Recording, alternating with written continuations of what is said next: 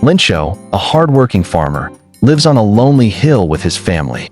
His crops are growing well, but the dry land desperately needs rain. He looks up at the sky, hoping for dark clouds. "It's coming," he tells his wife, feeling the cool breeze. Soon, raindrops fall, and his heart fills with joy. He calls the rain gold coins because it will bring a rich harvest.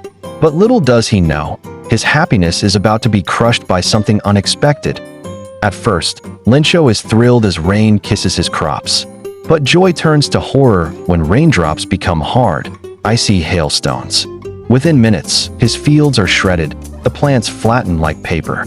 The storm rages, merciless and deafening. Lencho's heart sinks, his entire harvest is gone. No food, no money, just a barren land. His family watches in silence, their future now as empty as the fields before them. With his fields destroyed, Lencho refuses to give up. He has one hope, God. Grabbing paper, he writes with pure faith, "God, send me 100 pesos to survive." No doubt, no hesitation.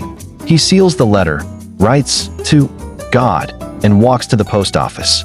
The workers laugh at first, but Lencho's eyes burn with belief. He drops the letter in the box, certain that God will read it. For him, this isn't crazy, it's the only way. A letter to God.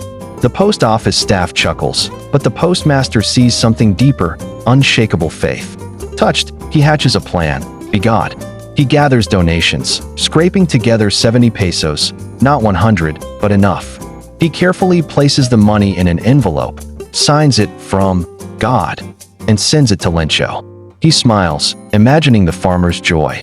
Little does he know, this act of kindness is about to backfire. Lencho tears open the envelope, eyes full of hope. Money.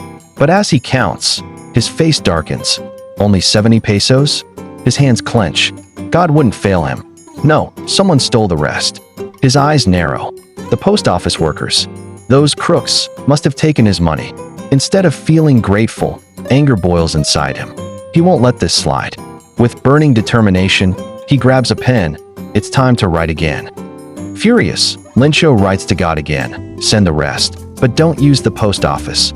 Those thieves stole 30 pesos. He drops the letter, convinced God will fix this. The postmaster reads it and laughs in disbelief. They helped him, yet he suspects them? Faith can be powerful, but blind belief can also lead to misjudgment. Lencho's trust in God is unshakable, yet he fails to recognize human kindness. The postmaster's generosity shows that goodness exists, even in unexpected places. However, irony strikes when Lencho, instead of being grateful, suspects his helpers. The story teaches us to have faith, but also to appreciate the kindness around us, instead of doubting it. And that's your chapter, The Letter to God, by Gregorio López y Fuentes. Subscribe for the next chapter and comment what changes you want in the upcoming videos.